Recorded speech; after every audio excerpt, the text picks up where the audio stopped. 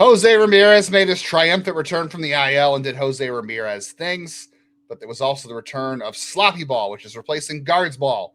And if the Guardians can't get Sloppy Ball to go away, it's not going to matter who they trade for at the deadline.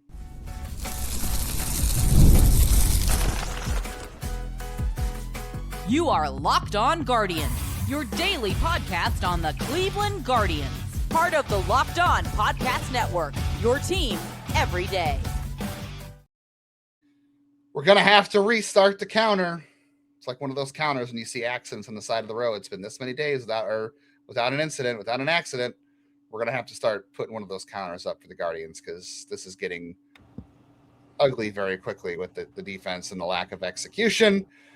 But we're here to execute, and we're always here putting our best effort forward. No slop. Well, a lot of sloppiness here sometimes, but this is Locked On Guardians, your only daily Cleveland Guardians podcast. It covers your team every day from the minors, the majors, the minors, the draft, and everything in between. See, I'm making errors too. So I guess we got to put up our sign too that says. Would you say they are now a sloppy second place team?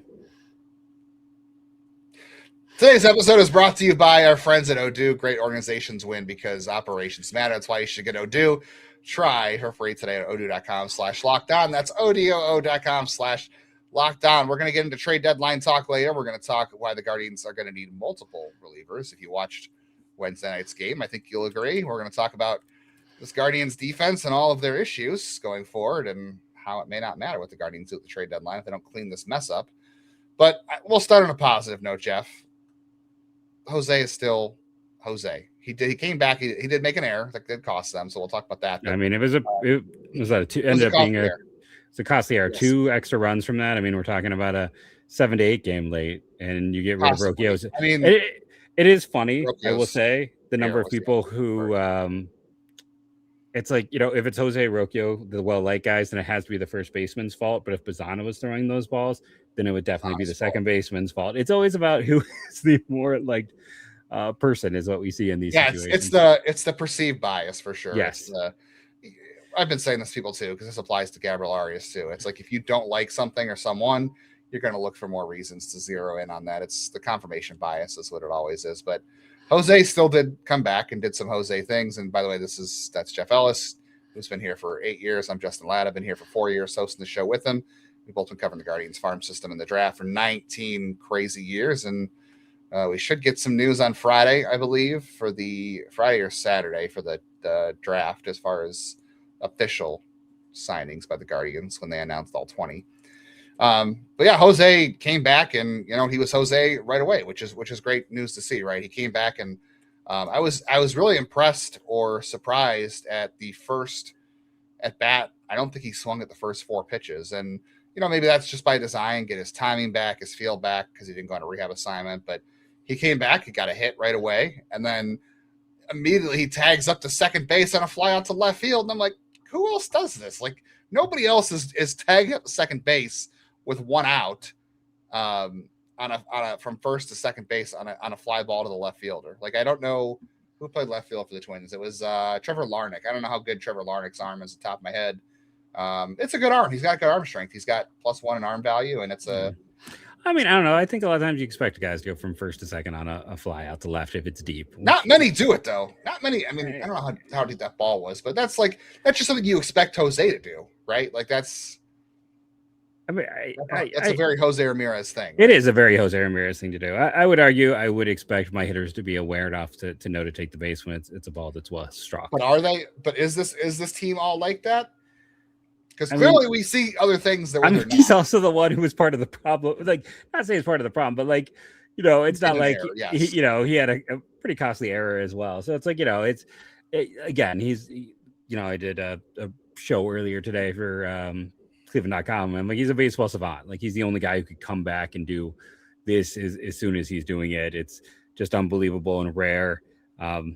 You know, to see that cue shot for a hit that drove in a run later too. Yeah. Like, which, you know, other guys can do as well, but it's ironic when it's Jose because the ladder was 316 was the distance on that.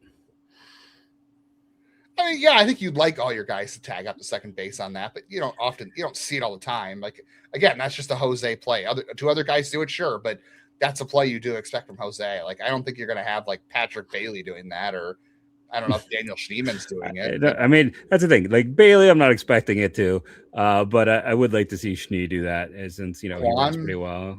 Kwan should. I mean, Kwan I think Bazan is one of those guys. I think you would want to do it too because he's fast enough. Yeah. It's just one of those, one of those things that Jose adds to the lineup that you didn't have. Well, I guess Watson could do it, but I don't know. I think that's a presence thing from Jose as well. That it's just an element that you like to have that gives you some energy. This game was so crazy. Do you know who was tied for the lead in swings and misses in this game? Without looking it up. So it's Slade and then another pitcher. God, it wasn't Matt Festa, was it? No, it was Will Dion, because of course this game was just a weird game. It was a weird game. Congratulations to Will Dion. Like I'd always had some rough bits. It was a nice game for him today. But it's like they jumped out to the 3-0 lead, and then of course what feels like happens all the time is starting pitching can't hold it. The minute this team scores runs, 3-1 lead. It was a leadoff home run. I'm sorry, you're right, 3-1 because Larnach had the first inning home run, but it was a 3-1 lead, and then immediately they tie it up, and then Rocchio makes the error that leads to 4 runs after that, and it got out of control. And then they bring in Festa, and I know we'll talk about Matt Festa and the need for bullpen help in segment 2, but it's the negatives were on display. The sloppiness, the throw by Kwan, the mishandle in the second inning by Manzardo that didn't hurt him.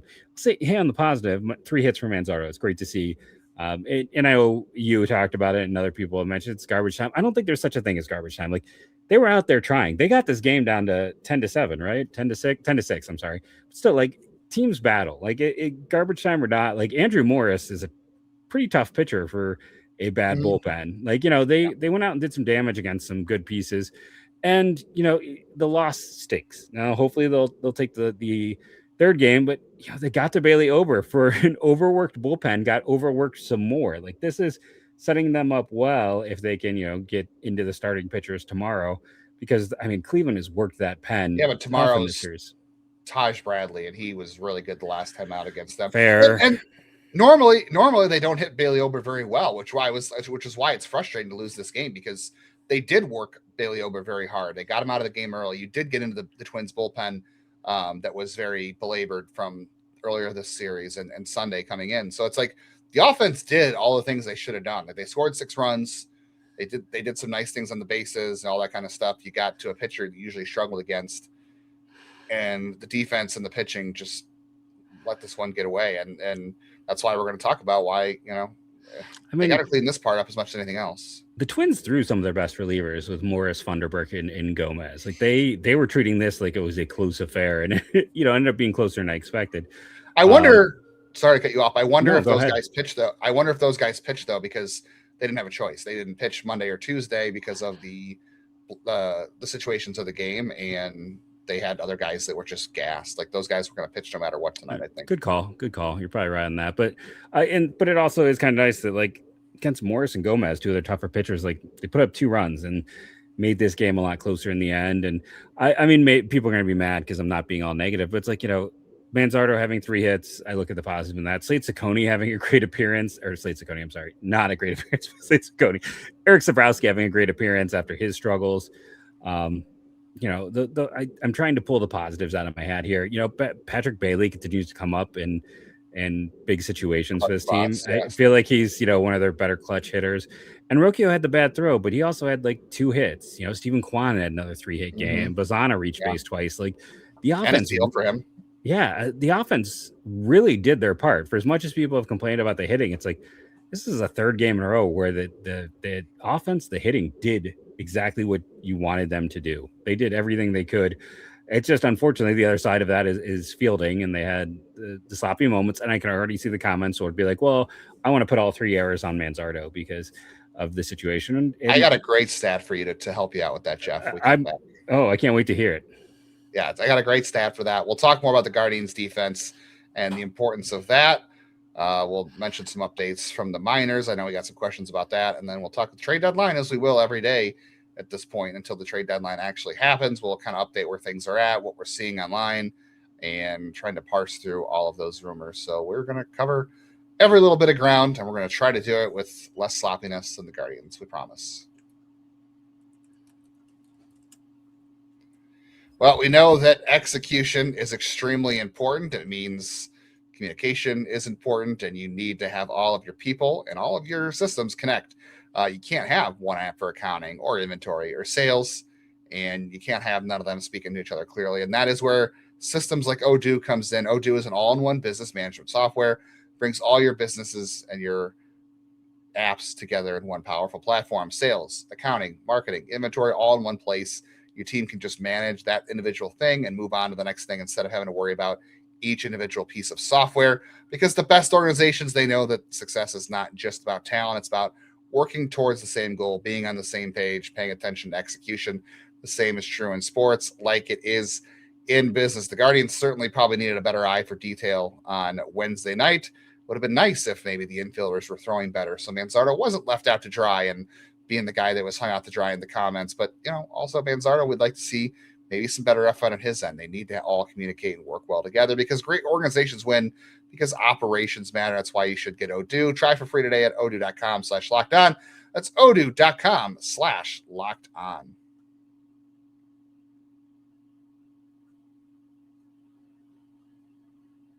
As always, thanks for making Locked On Guardians your first listen today and every day, wherever it is that you get podcasts. Keep up with the show after we're done yapping at you for a half hour, yapping with you, rather. You can check out the listener Discord that gets you access to chat with myself, Jeff, other Guardians fans, other listeners of the show, as well as a Discord channel for every single Locked On show that is out there. So if you want to keep an eye on LeBron's return, you can do that in the Discord as well. He's going to Winnipeg. I saw that today. The yes, Winnipeg Jets. No, Miami, and then Winnipeg. He's going from one extreme to the other. And he's going to become a multi-sport athlete of the show. I mean, hey, if anyone's going to do it, it's probably LeBron, right? Okay. So not apropos of the game, but I had to laugh today. Not just as we go a little off to answer. I enjoyed that. Not only did Peter Strzelecki opt out because he couldn't get a playing time, but Carlos Carrasco is going to Korea to pitch. Yes. So yes. I feel like we're going to see Carlos Carrasco pitching till like Satchel Paige ages. Like, that guy does not want to go home. Like, I don't know what is going on. Carlos Carrasco has no interest in being home. He wants to pitch. So I mean, the food in AAA has definitely improved. He's not ordering Domino's pizza every day anymore like he was 20 years ago. So maybe he's really happy about that. Why would I go somewhere else? I mean, the guy literally probably should have had a Domino's franchise in his honor. Given, you remember that story, don't you?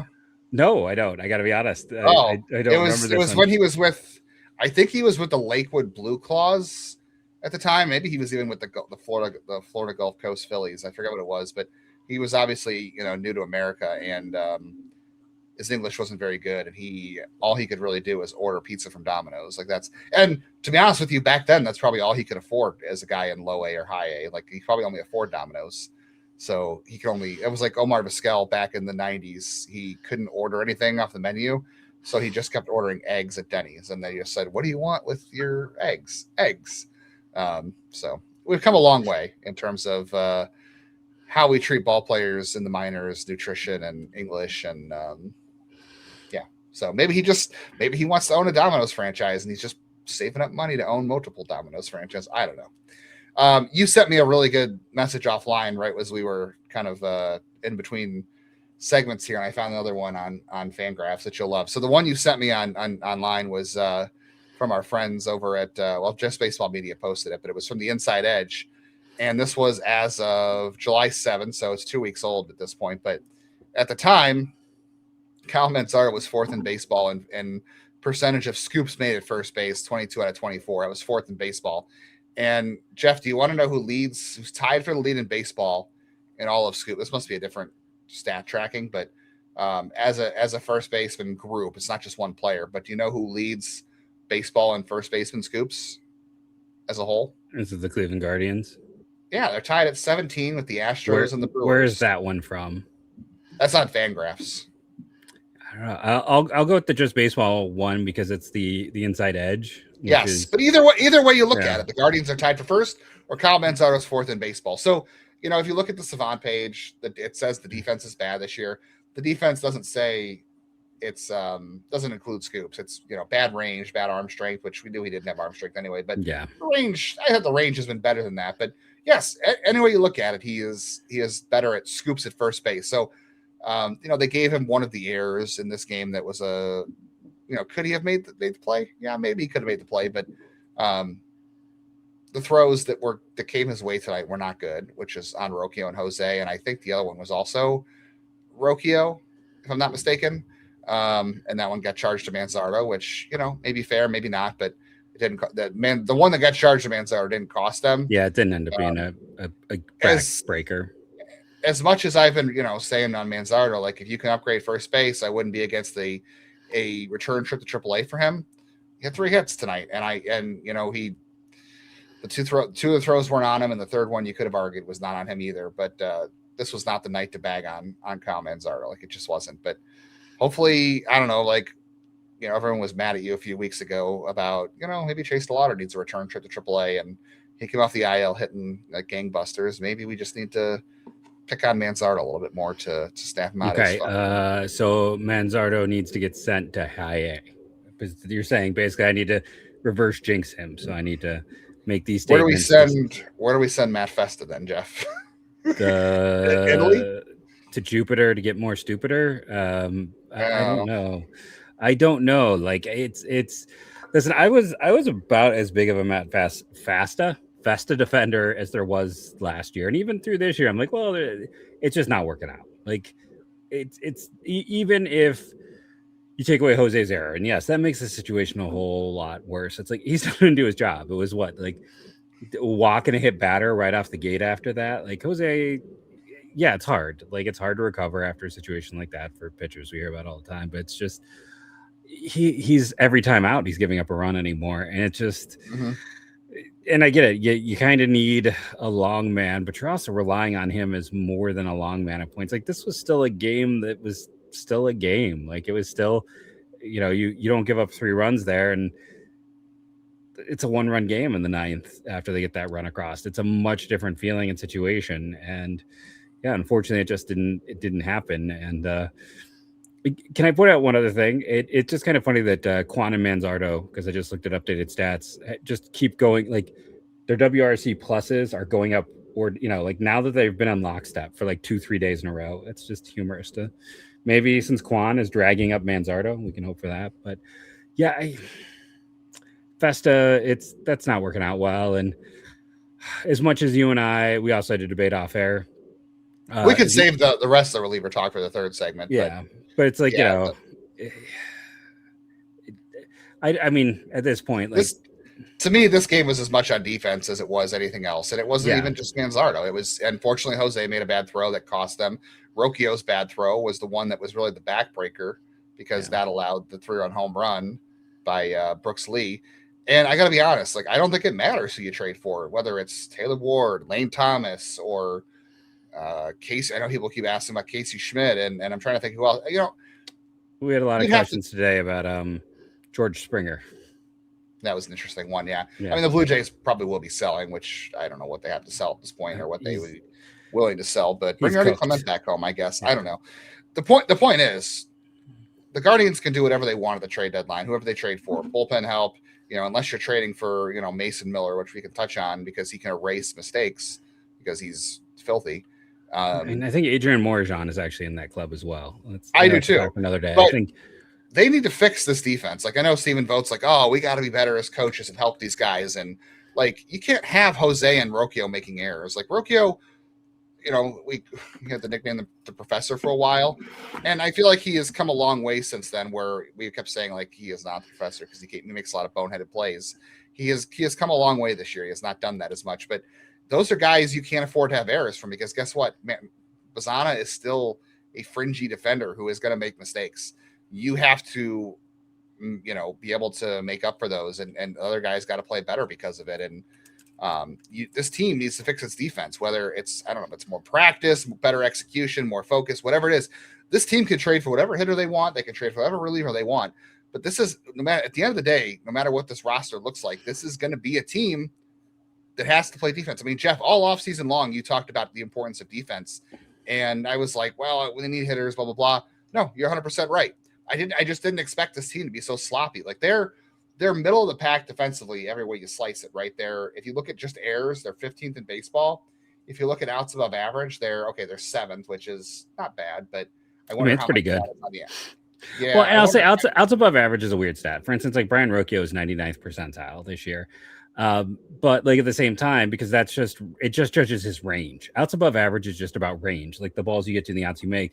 It's also not taking his like the arm ratio on that is very low. If you ever like dig into the numbers, like I was looking at like Gabby Arias, who had the strongest arm in baseball a year ago at that position, and his arm was worth +1. That was it for the strongest arm in all of baseball at his position.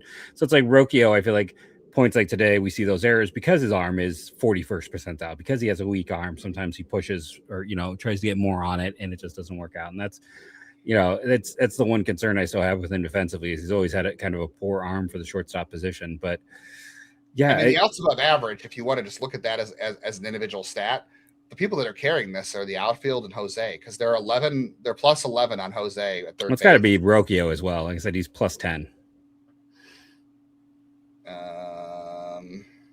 Yes. So +12 as of right now, maybe today. So Rocchio, Jose, and I guess probably some Arias too, and then your outfield.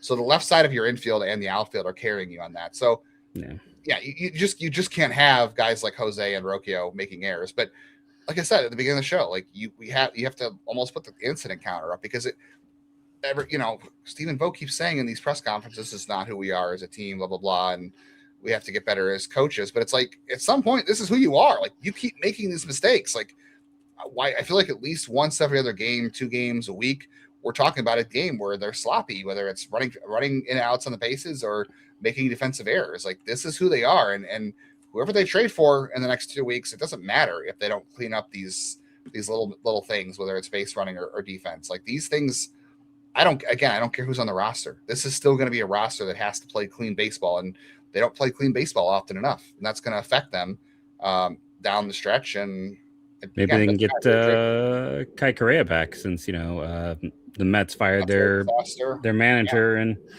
that's who brought him in. That's a big loss right there. And maybe Craig Alvarez, like that's.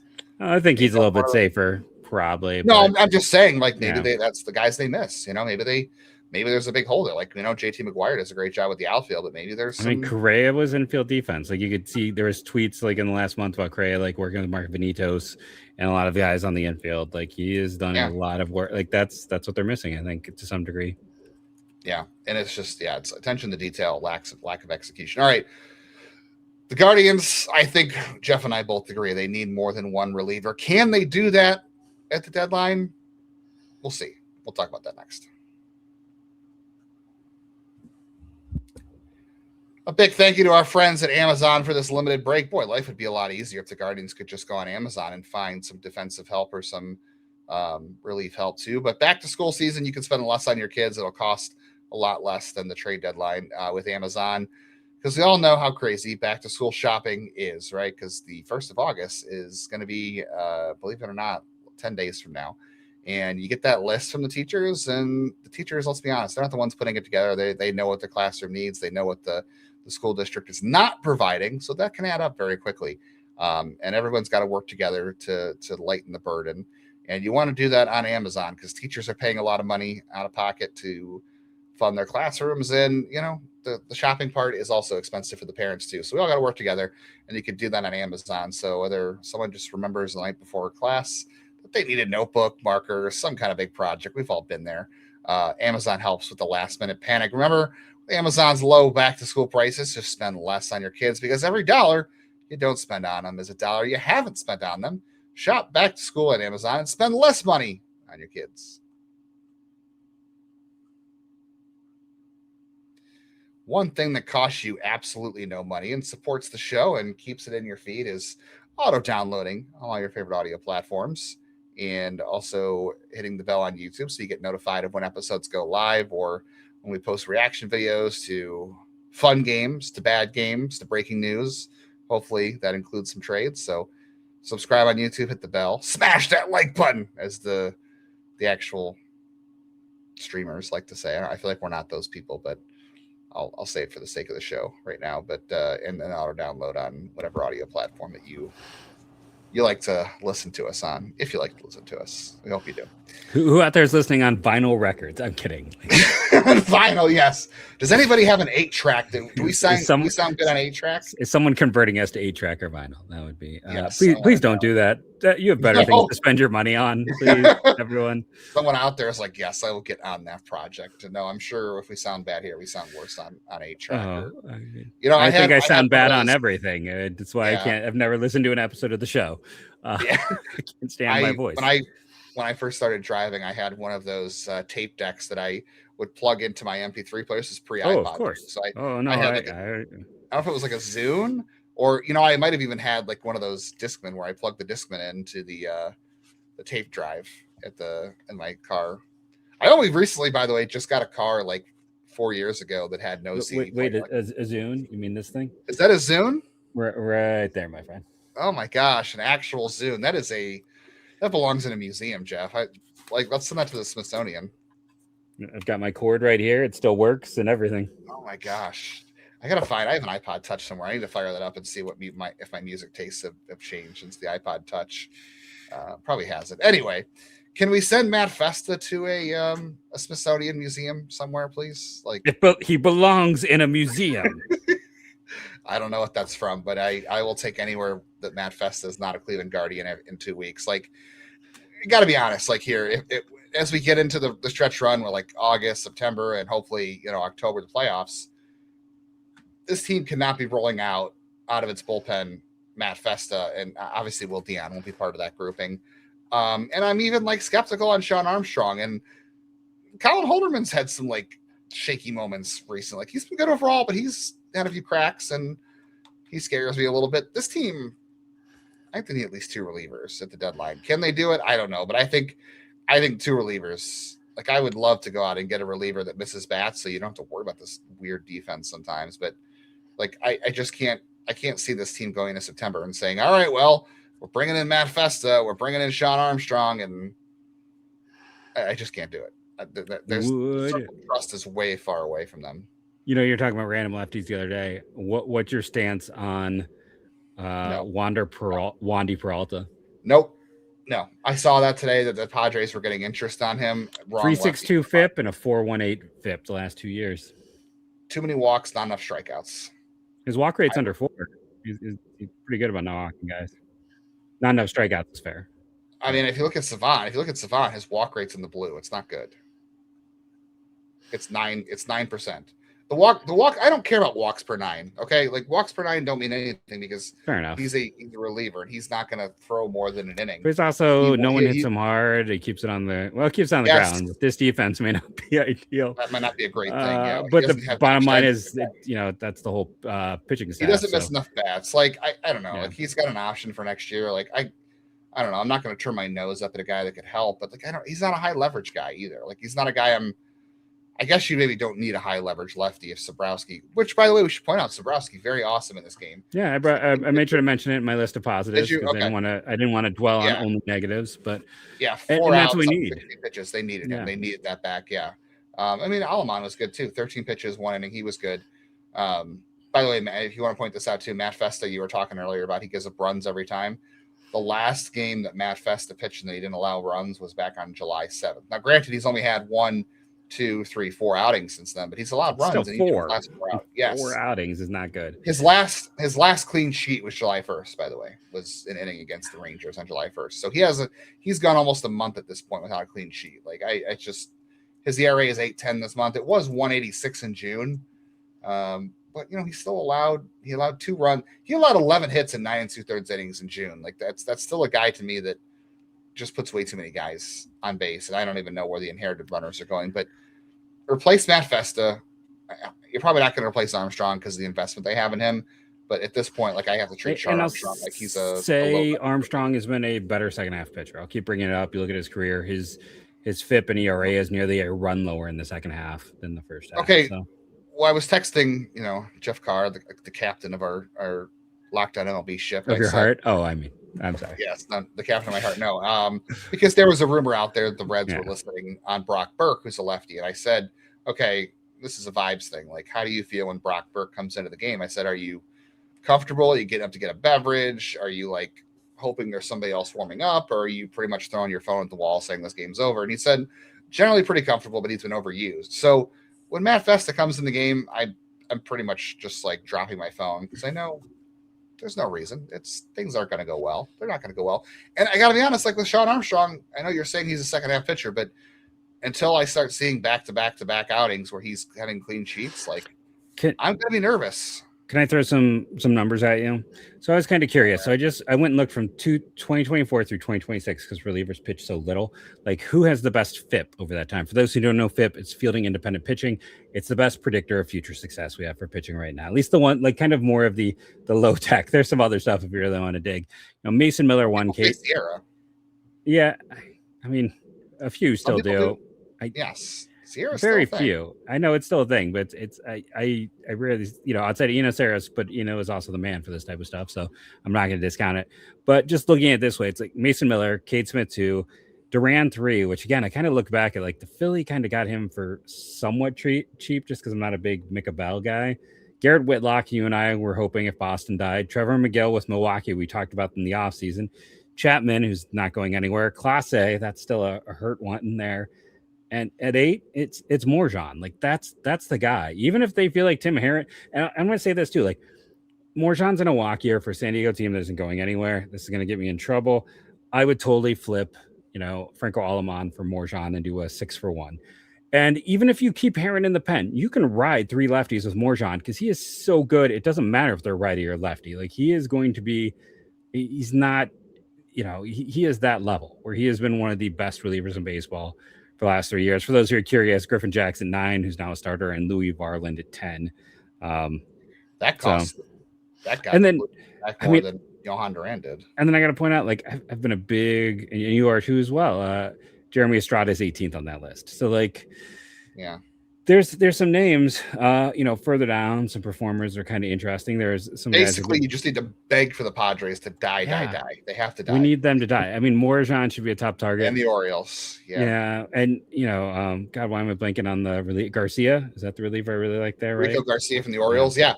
Orioles, if you're looking for like actual significant upgrades, yeah, it's the Orioles and the Padres both have to start sinking like the Titanic like quickly because Rico Garcia would be a great ad. Taylor Ward would fit. Lane Thomas, that's the Royals. They're definitely a sinking ship. They just put Bobby Wood on the IL.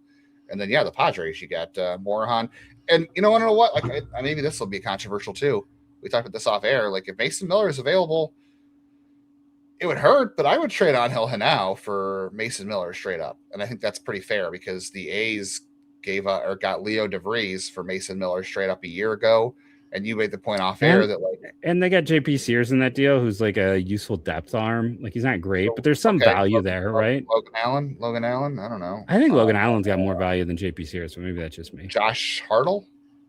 No, like it's gotta be someone who's like kind of like actual. Like it would have to be like Logan Allen ish. But by the way, Adrian Morejón actually has a better K rate, a lower walk rate, and a lower FIP against righties, 2.22. But his FIP against lefties is 2.82, so it's not like his whip. Morejón's the guy. That's the guy. I mean, his whip target number 1. Whip versus lefties 0.98, versus righties it's 1.17, and that's for his entire. That's for this season. I thought I clicked on career instead, but he's target number 1 for sure. Yeah, he's the guy. That's like I said. Honestly, give me Morejón, give me a Ward, and I'll be happy. Do all your shopping with the Padres. Here you go. Here, you Angel Henao.